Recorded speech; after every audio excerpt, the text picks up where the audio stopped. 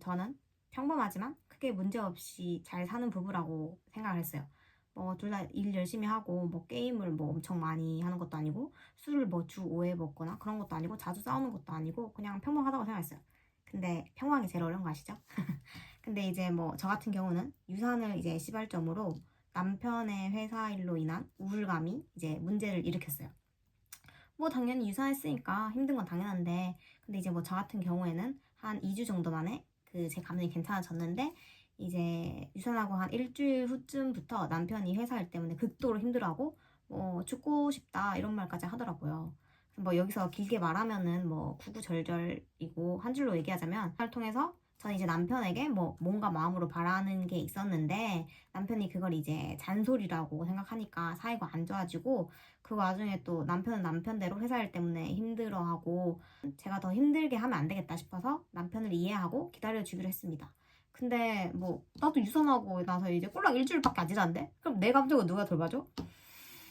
그래서 그것 때문에 굉장히 좀 억울했어요. 근데 이제 뭐 어쨌든 간에 하루 이틀 일주일 두 달 이렇게 되니까 계속 인상 쓰고 우울해하는 사람을 보기가 힘들어지더라고요. 그래서 저도 덩달아 힘들어지고 그러니까 대화도 사라지고 터치도 없고 몸이 멀어지니까 마음도 멀어지는 거죠.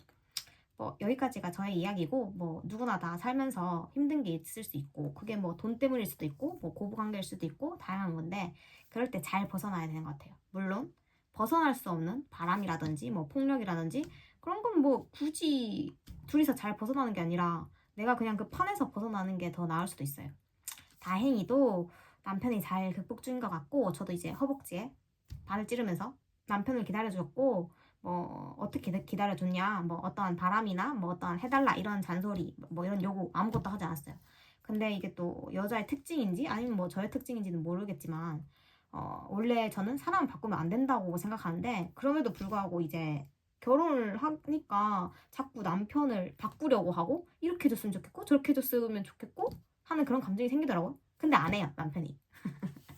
아프면은 그냥 좀 끙끙 참지 말고 병원을 갔으면 좋겠고 편의점 도시락보다는 그냥 집밥 먹었으면 좋겠고 맛있는 게 없을지언정 기타 등등 그런 엄마가 하는 듯한 엄마한테 들은 잔소리를 제가 하게 되니까 그게 너무 짜증이 나더라고요. 툭 까놓고 이제 뭐 오토바이는 타면 대부분 다 위험하다고 생각하니까 예를 들어서 뭐 그냥 오토바이 타지 마라 걱정된다 이런 류의 걱정을 잔소리를 제가 하니까 그 자체가 짜증나요. 저도 말하기 싫어요.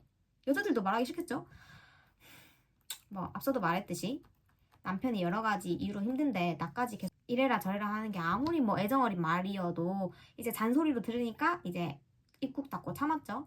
근데 이제 뭐 안 하게 되니까 어쩔 수 없이 약간의 체념? 포기가 되니까 그 사람한테 마음이 조금 멀어지게 되더라고요. 여자들도 저도 알죠? 남자한테 자꾸 이렇게 저렇게 해달라 하면은 남자들이 싫어하는 거?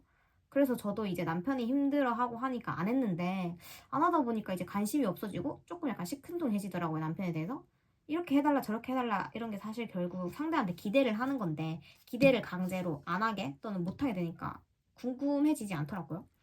그리고 뭐 시어머니가 이제 유산하고 나서 전화가 오셨는데 정확히 기억은 안 나지만 뭐 신혼 때는 뭐 좋은데 이제 계속 그렇게 그냥저냥 살아가는 거다 이렇게 말씀하시면서 이 시기를 잘 극복해야 된다라고 하시는데 그 말을 듣는데 굉장히 많은 생각이 들더라고요. 이렇게 그냥저냥 살아가야 하는구나. 점점점. 뭐 드라마나 영화, 동화 이런 걸 보면 역경을 극복해서 결국 남자 주인공, 여자 주인공이 결혼해서 행복하게 잘 살았다 이렇게 나오는데 뭐 저희 연애는 사실 역경이라고까지 할 것도 없었고 근데 어쨌든 사랑의 결실로 이 결혼이 된 건데 결혼을 하니까 괴롭고 외로워지더라고요. 제 남편 또한 그렇겠죠. 뭐 누가 잘했고 잘못했고를 떠나서 서로를 이제 깎아서 맞춰가는 과정인 것 같아요. 그래서 더 힘이 드는 게 아닌가.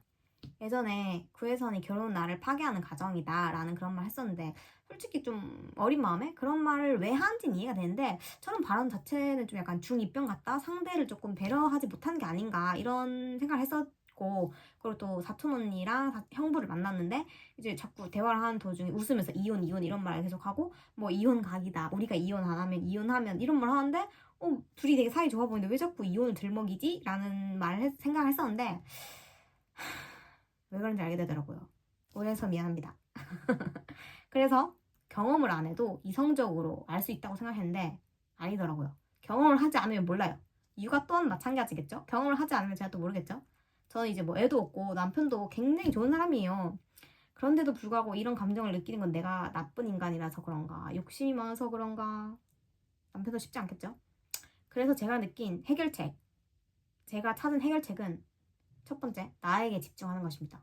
갑자기 웬 나에게 집중이라고 생각하시면, 물론 뭐 유산 같은 경우는 시간이 해결해줘요. 그래서 시간이 해결해주는 것도 있지만, 남편의 이 우울감이, 뭐 제가 지금 우울감이라고 말했지만 그때는 우울증이라고 생각했는데, 남편이 그런 우울감에 젖었을 때 같이 있는 게 힘들었거든요. 저한테까지 그런 우울감이 전파돼서.